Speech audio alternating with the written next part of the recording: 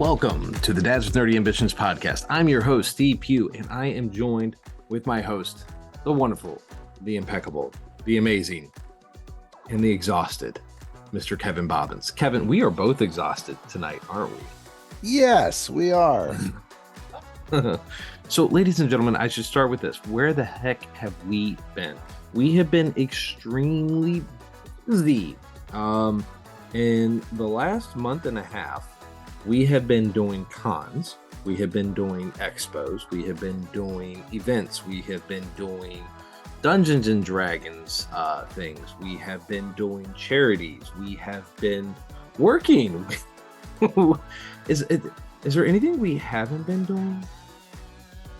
Playing Dungeons and Dragons more. What?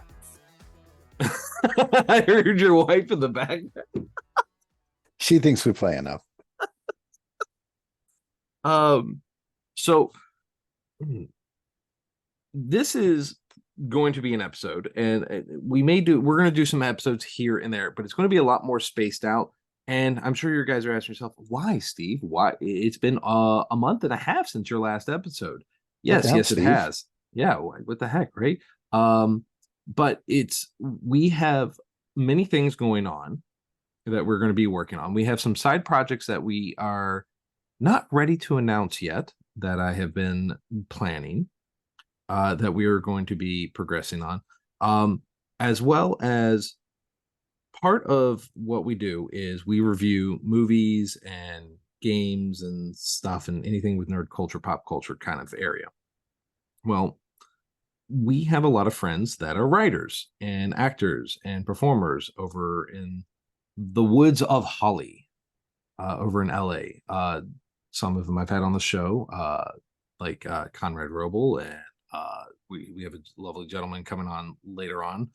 They are currently on strike, the SAG and the Writers Guild, and so that kind of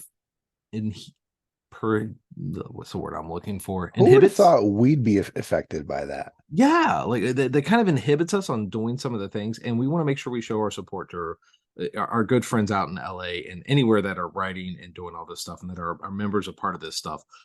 So it kind of limits what we can and cannot do, just because of, there's to help support them out. However, we are going to be having a gentleman on to come talk about that. But like I said, we have other projects that we're working on. Kevin is going to be a part of. We're going to be doing some one shots and everything with some friends. I guess we could kind of talk about this since we're, I'm saying, hey, here's all the things we can't do. We are going to be doing Alien RPG. We tested it out. We're doing a campaign, and then we want to do some recorded material. I'm excited for that, by the way. I super stoked. What did you think of the flyer, the brochure? I thought the Eridus was the ship. I didn't know it was the planet. It is the planet. So it really helped clarify that much, at least. But no, it looked legit. It looked like a company that made a thing for people to look at. And it was just you for us, like four people. Yes. So thank you, Steve, for the immersion. Right? I try. I got to keep up with Sam, man. Like, he sets the bar so high. You can't. I can't. I can try, but he motivates me. Yeah. So things we have been up to. We did a lot of stuff with Molly. We did the 90s con, which was it was 80s con because they did 80s this year. It's true. And that library is amazing, by the way. If you're in the Southington area, go to the Southington Public Library and just get a book or a movie or one of the 1,000 other things they have there. Just go say hi to Molly. Say hi to Molly. She's just like the best. We have been doing lots and lots of D&D, planning lots of events. You've been taking over and doing stuff. You've been taking over one shots. Let me ask you that, actually, since we're on the subject of what the heck have we been up to the last couple months?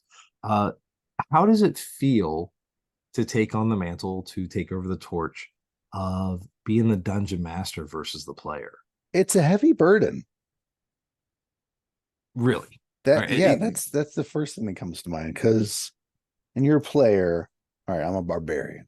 I'm gonna rage. I'm gonna hit things. That's all I have to worry about. Yeah. If you're a dungeon master, you have to worry about the barbarian raging. You have to Yeah. worry about the cleric healing. You have to worry about the alligators in the sewer. You have Sure. to worry about everything, and you have to be them as well. You do. You There's do. It's so much. now when I first started really doing DMing, uh, it, I don't want to say D&D loses the magic of what it is, but it's a different perspective. Is the magic and the love and what D&D is that still there for you, or is it losing its lackluster because you've gotten to see behind the screen? No, I still love it. I love Yeah. it.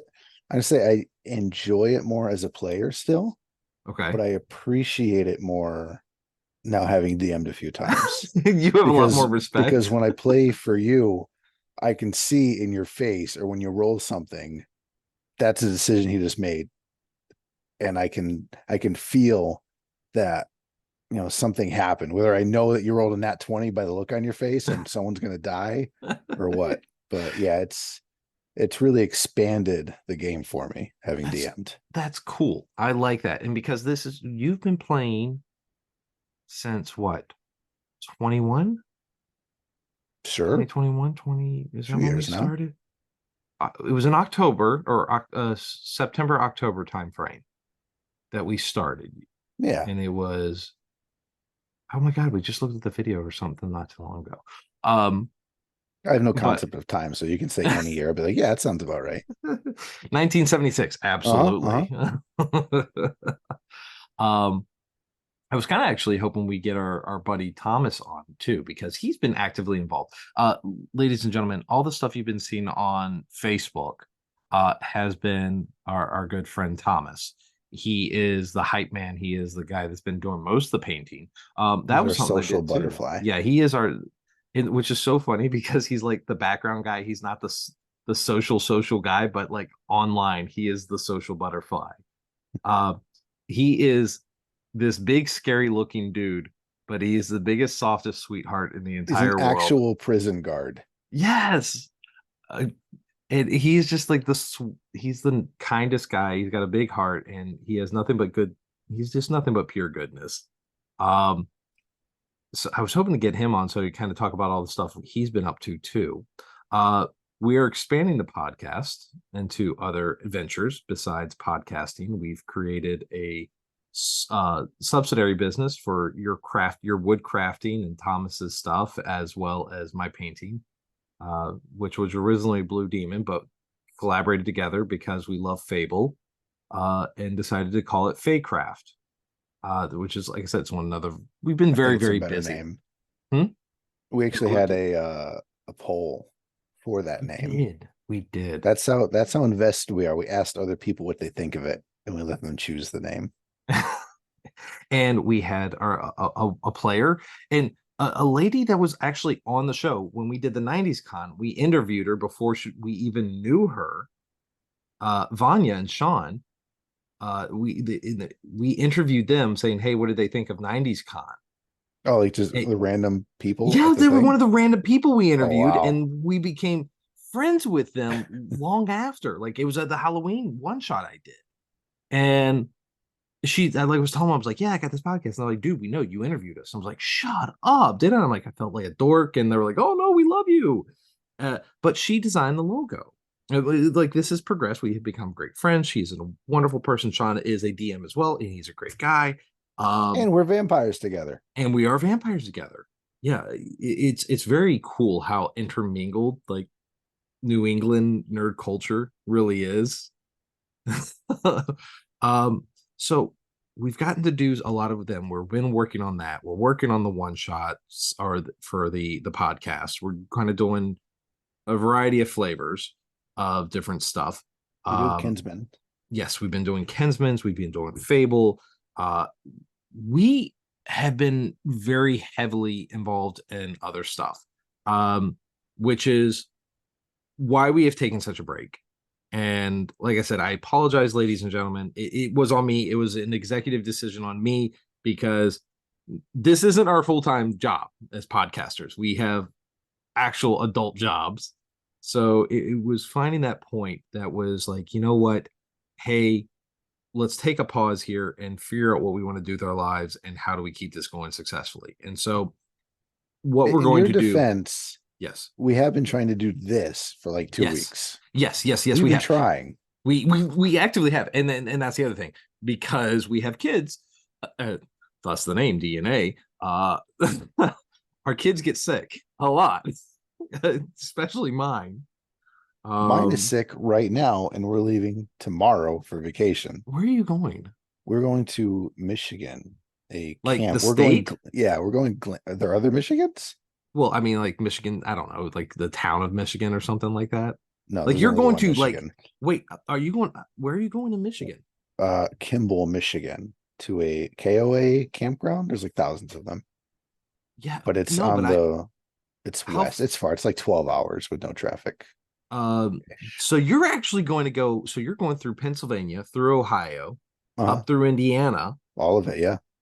and then up into Illinois and Hmm. up into Michigan. If that's the way, yeah. West, Yeah, that westward ho. dude, you will actually go by my hometown. You I will think go did by I do that Valparaiso. last time I went to Indiana? Where was I it? It don't was in know. Indiana. You Illinois went. is very the whole everything was very We have listeners that are in Indiana and Ohio. listen, if you're there, great. We're in Connecticut. We can't afford anything. So you got that going for you. You can Yeah, buy there stuff you at go. least. Uh, yeah, Indiana's pretty boring. I'm sorry. Who is it? There was a comedian. Oh my gosh. What's his name? Um, he oh my God, it's gonna drive me crazy. Bobcat Goldthwait. You're No, no, welcome. no, no, no. Oh my God, it's gonna drive me crazy now. But like he made this whole joke about like how every state's motto, like Virginia is for lovers, uh, some states approve me state. I don't know, what is Connecticut's slogan?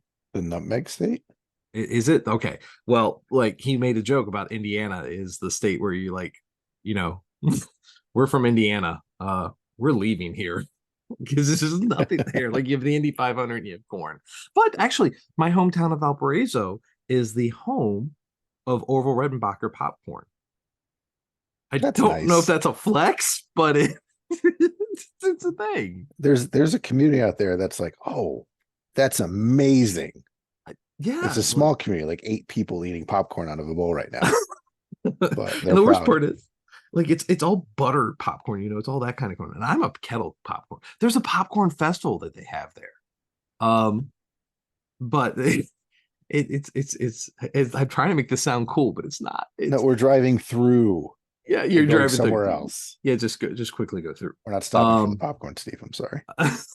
But we're going glamping. We're not going camping. We're getting oh, a you're going cabin glamping. with the bathroom. We're bringing a 2-year-old and a 4-year-old. We're going glamping. I'm not hating on you. I'm not going to hate on you for that. Like, kudos to you, sir.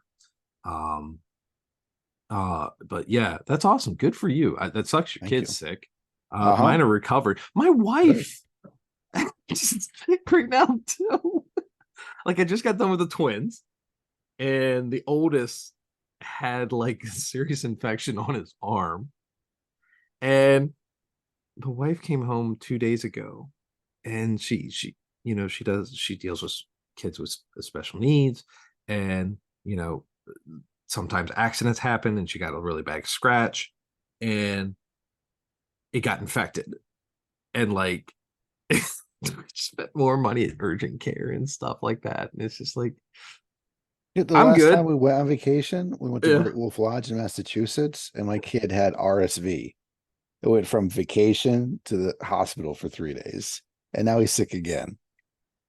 Oh, kids, This is why we have ambitions that are yeah, nerdy and yeah. not realized dreams that are nerdy. My wife asked me, she goes, "Would you ever do it again?" I'm like, no, no, no. I love my kids. Don't get it twisted. I love my kids, but I'm just But saying, of all my sick days, I think I got 5 of them, and that's when I had COVID. The rest of them got to my kids.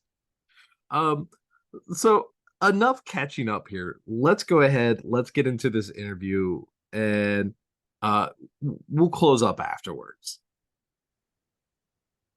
Okay, ladies and gentlemen. So we are here for the interview. Now, this may be a little bit different from the intro and outro we did for the previous episode. Uh However, we had to fix some stuff. Corbin Kime has graced us and accepted our plea and begs to come back on the show to re-record this little interview. Originally, when we did this, it was my God, when was it supposed to come? Like 2 weeks ago, it was supposed to come out, and it didn't, or we there was issues, and so we had to reschedule this, and so now this episode is quite literally going to come out the day before your book comes out. So Corbin, welcome back to the show. I Hey, think this is the Steve, first thank you so time. much. I think it's the first time I've ever had somebody their first episode, but it's the return episode. I Uh, know. That's so crazy. this is a first. And when we made the joke beforehand, when we were talking, like everything and anything that could possibly have Oh happened yeah.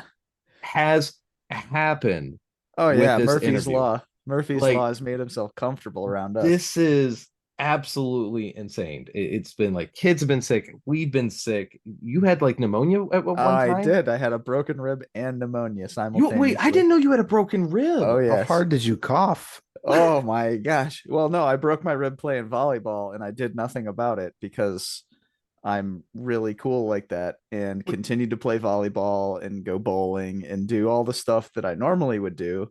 House chores, splitting wood, the whole, kit and caboodle. And then my 1-year-old nephew brought home some creeping crud and we went up to go hang out with my sister-in-law and the little dude, and everybody got sick and everybody got better except for me because I had a broken rib, so I couldn't heal it properly. I couldn't cough everything up, and so that promptly turned into pneumonia. And my wife was like, "Hey, you should really, do something about this." And at that time, we didn't know that my rib was broken. I just was like, "Oh, I hurt something, whatever." So I went down to go get a pneumonia diagnosis. So they took a chest X-ray, and I called her up, and I was like, "So, you know how my rib's been hurting me? Yeah, that's broken. It's Oh been my broken for like 3 months." First off, kudos to you for dealing with a broken rib. I can't even stub my toe without, going, man, I'm down for the count, you know? And I was like, kudos to you, good sir. Holy crap. I didn't even know you broke the rib. I Yeah, like, we didn't man, either. jeez. I sorry, you guys heard my door. That was my son. He didn't realize we were recording. Uh, but wow, dude. And then we had like everything, legitimately everything and anything that could possibly have happened has happened on everybody's side here. So thank you so much for re-recording this Of with course, us. it's a So pleasure I to be hope you still, back. yeah, hopefully it's still fun. Oh, I hope. absolutely. I am still excited about your book, which will be coming out on the 24th, On the and it's still August still coming 24th. out until 24th. Okay, good. We're Yep. still good there. Yep. The Wards of Exile, or the Ward of Exile, Yep. and so before we get into the book, let's redo your origin story here. Sure. Who is Corbin, sir? Like, what? Let's talk about the nerdy side of who Oh, is Corbin. absolutely. So we're gonna go back a few decades here, and we're gonna go back to, when little dude me, I was in the Boy Scouts, and we used to go to the summer camp for a week, 10 days every summer. And maybe I was like 10, 11 years old, maybe 12, and all these older kids were sitting around the campfire and the picnic table at night with the lights on and staying up all hours of the night, way past lights out. And they're rolling dice and they've got these books, and I have no idea what they're doing. And of course, I'm trying to like get in and be annoying and be like, "Wait, hey, what are you guys doing? What are you guys doing?" It's like all, 15, 16 year olds like, "Get out of here, bud, go shoo. Like, we don't want you around here." But through persistence and maybe, sheer annoyance, I was introduced to the wonderful tabletop role playing game.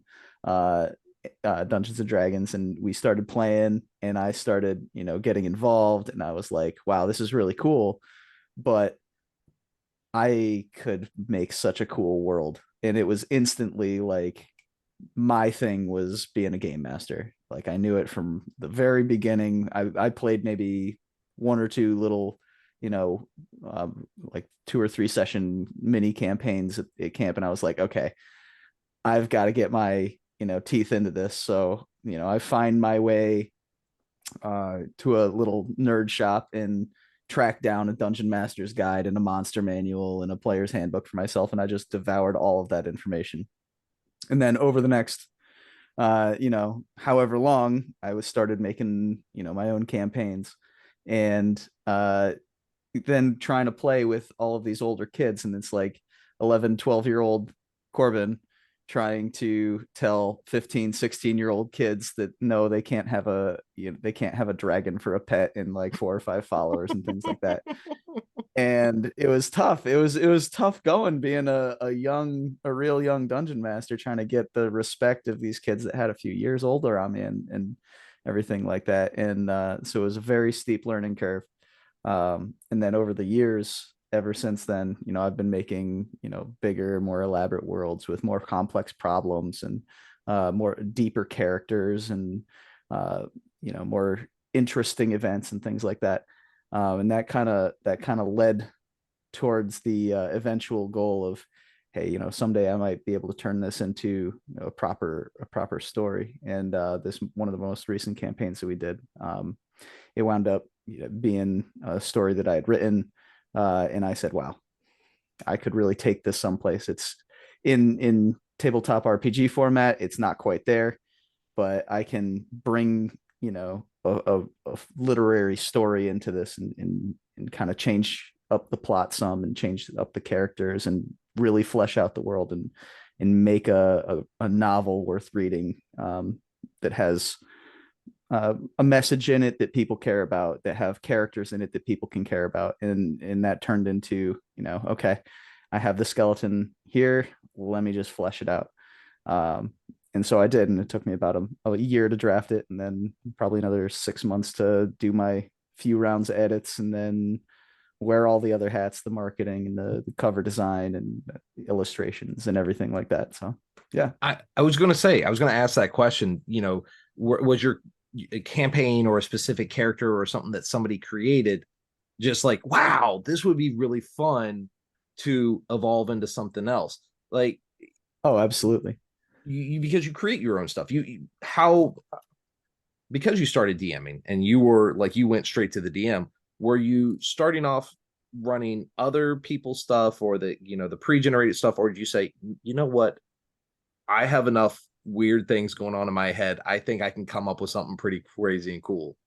Oh, absolutely. It was I went straight to the drawing board, and at first I like looked at a couple of the pre-made campaigns, and I was like, yeah, but what if I did this instead? Or what if I made this happen instead of that happen? Or what if this world was different like this? Or what if magic worked a little bit differently? Or, what if these different items came through and, they felt different or did different things? So, my first campaign was a homebrew campaign. I just, good for you, buddy. Didn't even just jumped right into it. So transitioning a little bit more towards your book, sure. You have written a lot of homebrews, you've written a lot of RPG stuff. Was it difficult to go from that to writing your book? Actually, yeah, it really was. Yes. Because you're writing for a different audience, you're speaking in different from a different perspective, from a different voice.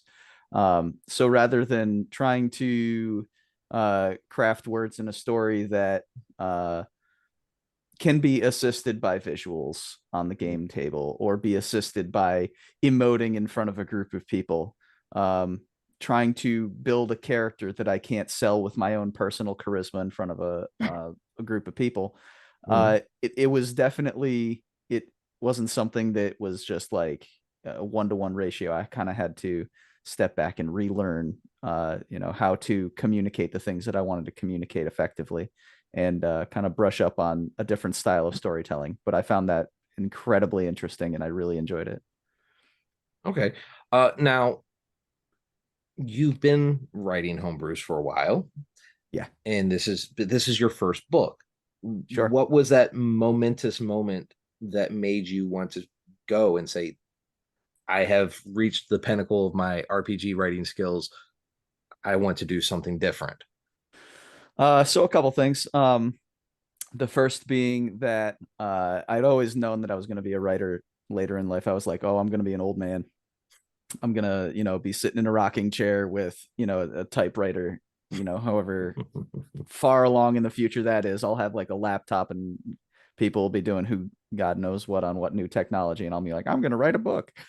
I've always known that was something that was in my future. Mm. But in 2020, 2021 actually, we lost my father, and he had always been such a supporter of my creative works and my writing, and he'd always told me, I can't wait to read a book that you write someday. And I put it off and I put it off and I put it off, and then I kind of realized after he passed away, I was like, you can't, if you want to do it, you got to do it. You can't just say, hey, I'll do it 30 years from now, because you might not get the chance. The people who really want it to happen might not get the chance. So I was just like, okay, right after, Thanksgiving, I was just like, I'm gonna start it. So I did. And then a year later it was drafted and done. That's impressive. Now, and your wife is very nerdy too. She's Yes, a she is. cosplayer. And she was your biggest supporter. She was your number one cheerleader, Oh but yeah. she was also your hardest critic, right? Oh yeah. Yeah, first off, I got nothing but extreme thanks for this woman. Sam has been like the best possible thing that could have happened for this book. It would not be done without her. Mm. Uh, Primarily for two reasons. Uh, Number one, she kept on my butt to keep writing. Obviously, in being that soundboard, being that inspiration. But even bigger than that, this girl read the book cover to cover out loud, line for line, so that I could edit it by listening to it. And say she'd be reading, and then I'd say stop, and then I'd go back and I'd change lines and I'd change words. And she did that not once, but twice, out loud, cover to cover. And I that's hope you have something dedication. special for her. Like once this book launches, man, you owe her.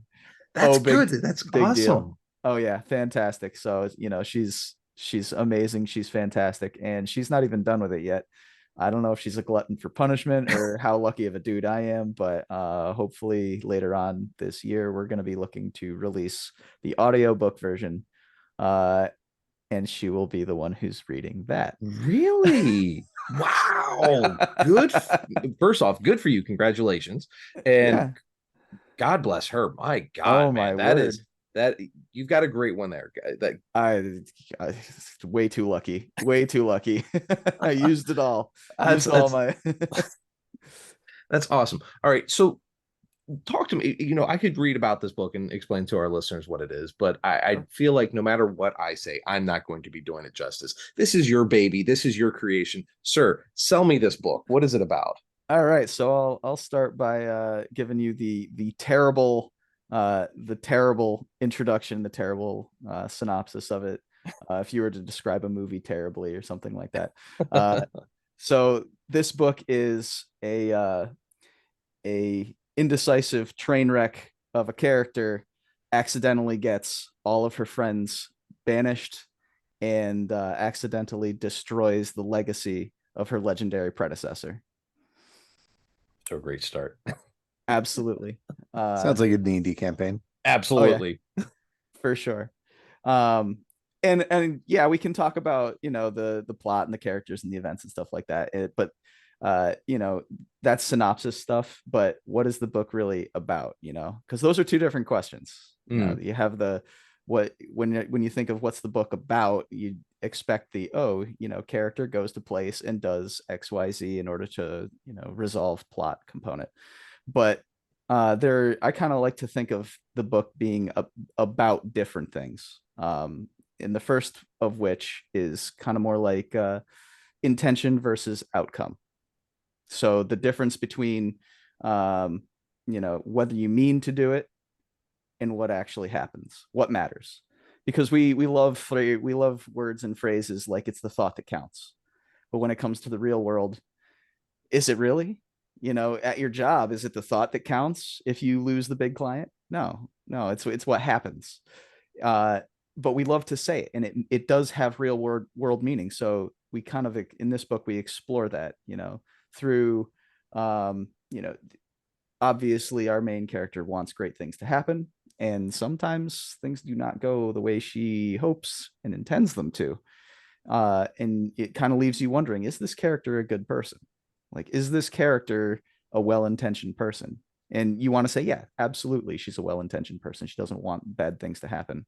But at the end of the day, it's outcome versus intention. You got to make that decision yourself. So that's the first thing that I would say this book is about. The second thing that I would say this book is about is destiny and choice. It's something that I think every person on this earth eventually comes to question in the world around them. Am I in control of what happens to me? Or does somebody else make these calls and I'm more or less an observer of my fate? And a lot of people might go one way, a lot of people might go another way, and I think a majority of people kind of find somewhere in the middle where it's maybe a little bit of column A, a little bit of column B. And I think this book really kind of explores that, because our main character needs to believe that she can change her fate. Our character needs to believe that in order to keep herself sane. But at the same time, she takes comfort when it doesn't go right. She takes comfort in the notion that, well, maybe it was supposed to go that way. Maybe that wasn't my call.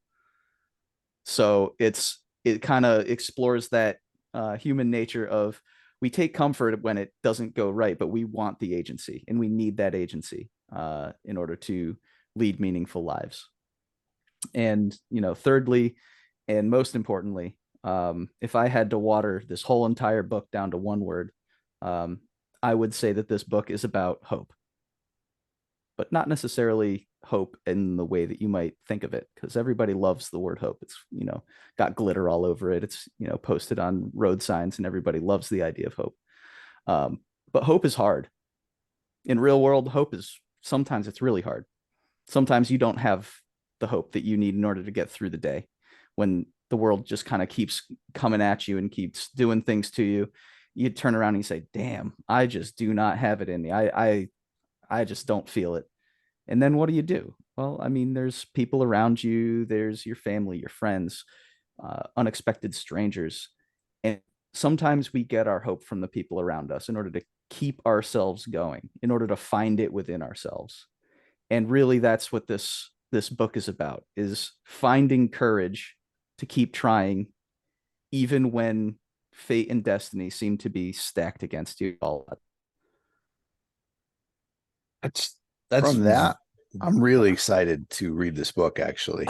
I don't know if you're familiar with Joe Abercrombie, his first Law series, but there's a lot of morally gray characters who want to be good, but they end up killing a dozen people the next day.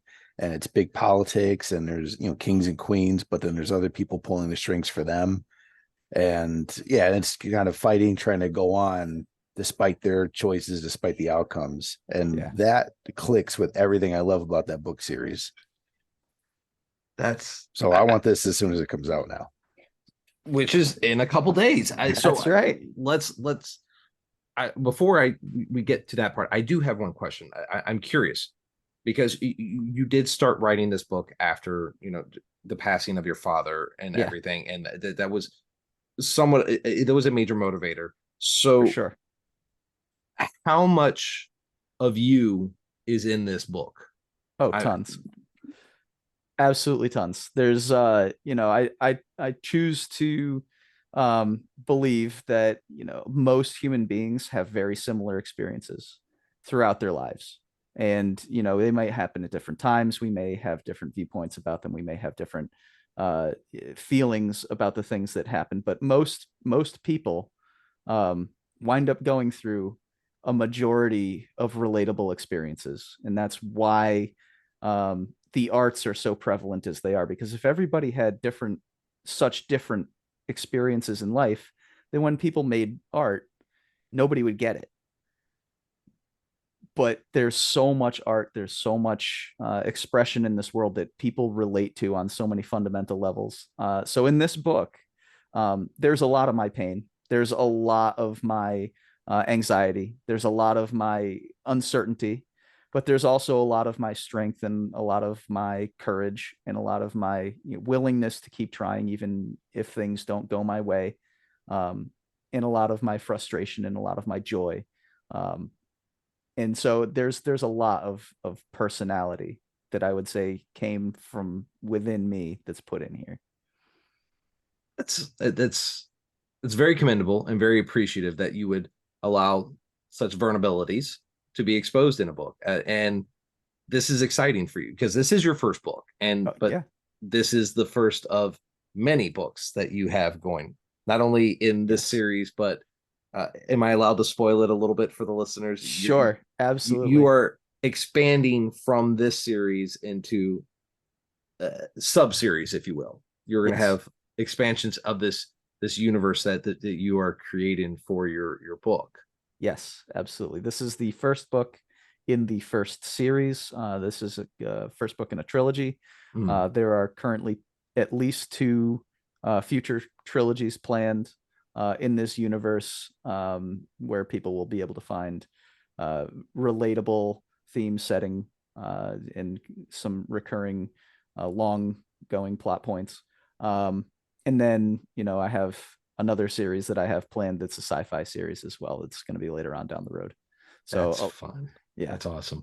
A lot. So what I'm hearing from this, Kevin, is we need to get Corbin and Sam over to play some D&D so we can get in their books. That's all. That's what I'm hearing. Absolutely. Here, I was thinking about Sam earlier with the storytelling coming from D&D, because when you GM a game, you're not the storyteller. The players tell your story. Yes. And so it's a huge difference between DMing a game and writing a book. Yes. Sam, our storyteller for our Vampire the Masquerade games, great guy. He's given us enough material alone to create a wonderful series of books. Oh, for sure. And so, yeah, I think an incredible storyteller GM can make that transition to writer, because they kind of do it anyway. And it's just accumulating the material and changing the format so that it's readable versus playable. Yes. Yep. Exactly. So kudos to you, first off. So let's talk about the launch of this book, because it is happening at the time of this episode launch, the next day. Yeah, it'll be tomorrow. Yes, it'll be tomorrow. And where are you doing this at? Yeah, so the book launch, I'm so excited about it. It's going to be held at the Southington Public Library in Connecticut at 6 p.m. for anybody who may be listening that's local. And there's going to be some live readings. I'm going to talk about the writing process. I'm going to answer some questions, and then there's going to be a book signing. And the price of the book is going to be $18, but we're going to be doing a kind of a charitable thing where you can choose to pay $20 at the event for a copy of the book, and that $2 I will match for a total of $4, and that'll be going to a donation to the Southington Public Library with their community, for their community relations and everything like that. That's awesome, because first off, wonderful library. Pay the $20, people. Absolutely. I will absolutely be donating more than that to the Southington Public Library, because first off, Molly is an angel and she does a ton of good things. And 2, Southington's my hometown, and that library does so many fun things. I know you couldn't make it, but your lovely wife did made it to the 80s con. Yes. Which was a huge setup, and that was one of the things we were talking about, how we busy doing that. Yeah. It's a great place. So those who can't make it, where can they find this book? So this book is currently available on both Barnes and Noble and Amazon. You can just search up The Word of Exiles, and that it'll come up. You can also go to my website, corbinkime.com. I'm on the social medias, Facebook, Instagram, TikTok. If you're interested in sneak peeks, I've got a long running series. We're at episode 14 of 23 of a sneak peek series on TikTok. And that's tiktok.com/@CorbinKime Books. And you can go there and check it out. Absolutely. Yeah, we'll definitely put all the links in the episode and everything. Corbin, seriously, thank you so much for coming back on to record your first appearance Absolutely. on the podcast. Seriously excited about this book. Like, legitimately, the art, the just the concept of the book, and the blood, sweat, and tears, and the passion, knowing that you have been putting this, and that to know that you are a nerd of many decades, Oh, for and sure. you're getting to live your dream here and create this really fun and enjoyable concept. I thank you so much for being on the show. Thank you so much for having me twice. Yeah. Like, come on. Yes, great. But yeah, definitely have to have you on again. I will be doing my hardest to get over there to come see you and come check out this book, and definitely be picking up my copy. Ladies and gentlemen, without further ado, this guy is amazing. Go out there, go check him out, go buy this book, which comes out tomorrow, and yeah, support our fellow nerds. Before I let you go, though, before I let you go, I always ask this question to all my firsties. You have been a nerd your whole life. We Yes. grew up nerdy. Absolutely. We grew up in nerd culture where it was really hard when we were a kid, and now we live in the golden age of nerdom. Yes, we do. What are your concepts? Like, what's your thoughts on that? Oh man, it's a double-edged sword. And like you said, growing up a few decades ago, trying to get your hands on a Dungeons and Dragons book, you were putting a target on your back. Like, it was okay to play Dungeons and Dragons at Boy Scout camp. Okay.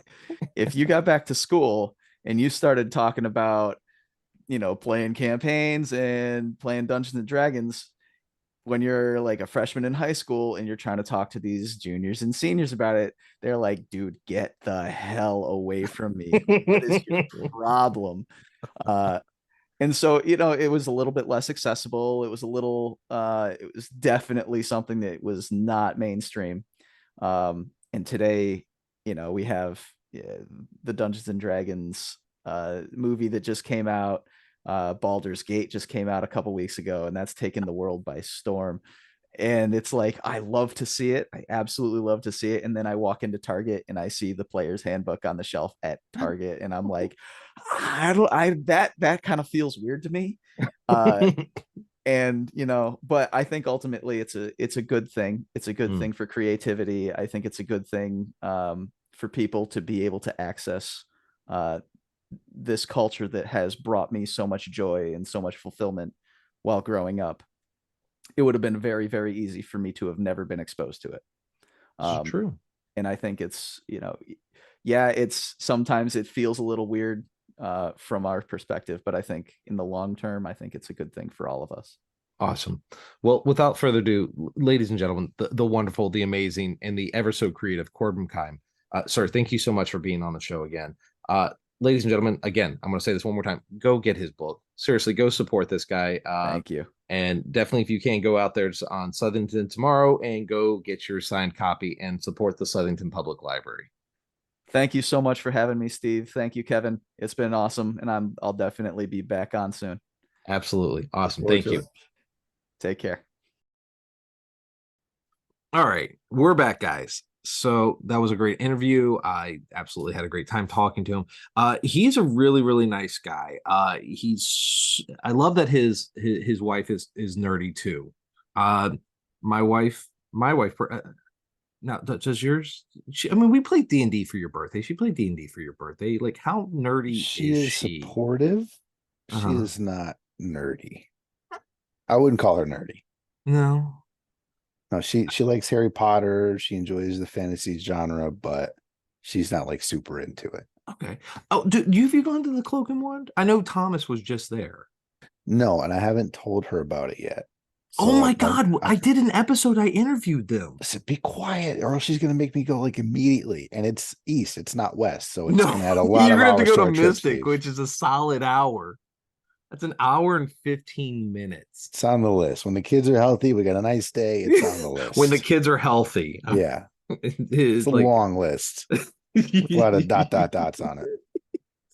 But no, like they have the people that own them, and like I said, I interviewed some of their staff. We talked about it, and I've gone over there, and great people.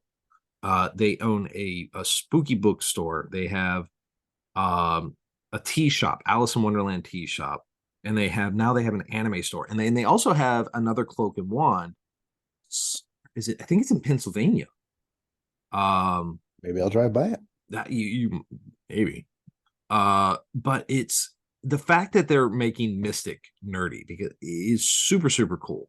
I love that. I like that the world has opened up to a lot of nerd culture and is expanding. To the point actually, my mom hit me up because she's utilizing my nerd skills as a DM to run a whodunit murder thing for her church, right? And she wants me to write up this whole, use all my elaborate skills to do this like whodunit kind of thing, right? And her pastor priest is what is very she's not nerdy, but she's likes nerd culture. She wants to do D&D and stuff like that.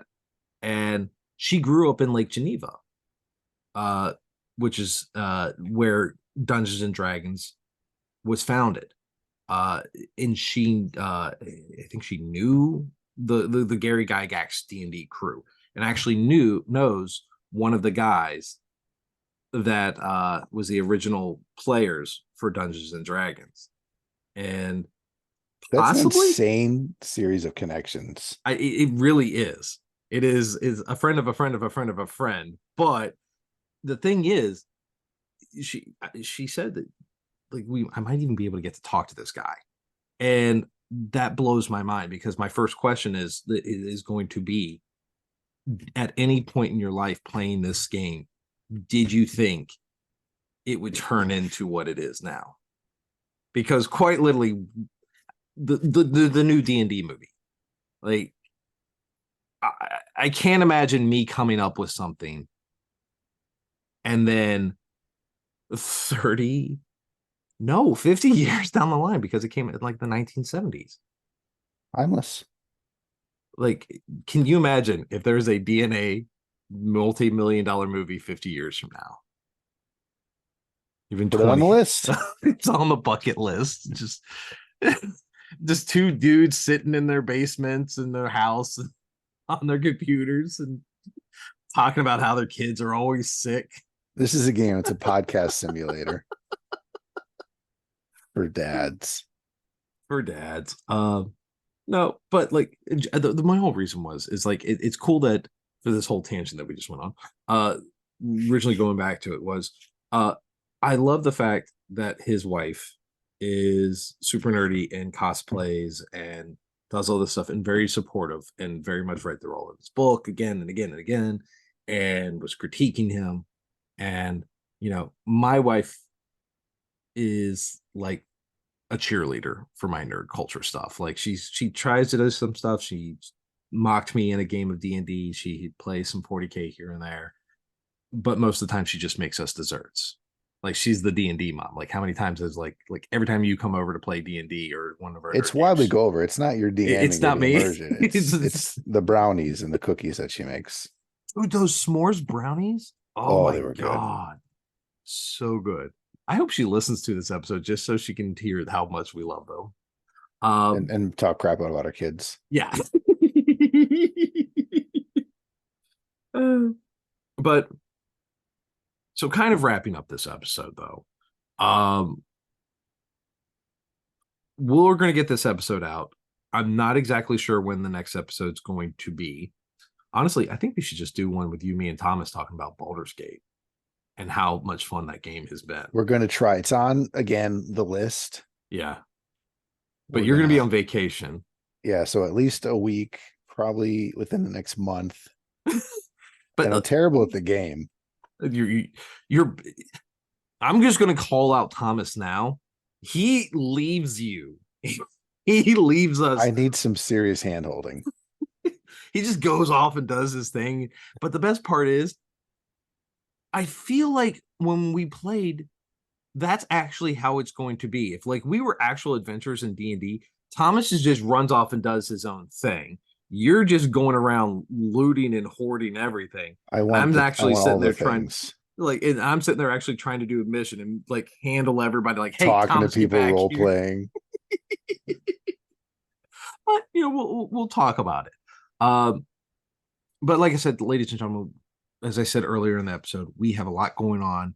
The episodes are going to be a little more sporadic. My goal is to try to get an episode out every other week right now. Eventually, I think I think we're gonna call season 4 early or in season 3, so it just like gets a proper flow. What season is this? This is season 3. We're on 3, season okay. 3. Yes. Is this the finale? No, I don't think this is the finale. I Okay, think we can good, get a good, couple good. more in before the finale. Typically, All right. we end in October, so it's a little early. However, I just want to make sure we do this proper and we do this good for you guys and let you know and understand why it's been taking so long in between, because we've been extremely busy and we're trying to bring a lot more content for you guys. And considering it's 3 guys who do this from our homes while also working actively and trying to be active in our communities and help spread the TLC that is nerd culture And raise the children. and raise the children, raising the next generation of nerd, except for my son Isaac, who I'm getting a Rawlings T-ball bat because that kid can freaking knock them into the air. Dude, he hit one up into the tree. I was like, what?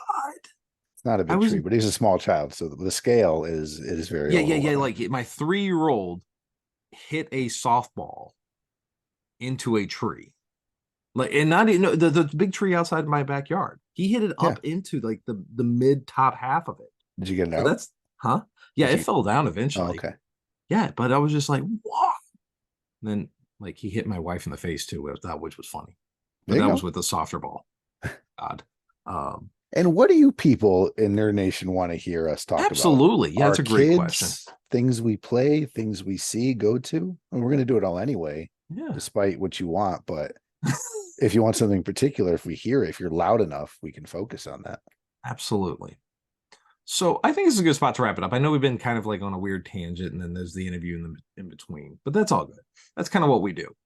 So let's go ahead and let's wrap this up. As always, please like, subscribe, and follow us wherever you're listening to this podcast. And if you are listening to us on Apple or Spotify, please remember to rate and review. We're also on Instagram and Facebook, so please like and follow us at DNA Pod or on our webpage, nerddnapod.com. I'm your host, occasionally, Steve Pugh. I have been joined with my just ever so dadding friend, comrade in nerd culture, Kevin Sir Bobbins. Kev, so tired. I'm tired too. Kev, thank you so much for being on the show tonight. And thank you for spending this time. And I hope your family feels better. And hey, dude, enjoy Michigan. Thanks. Have fun, good sir. So thank you and good night. Bye.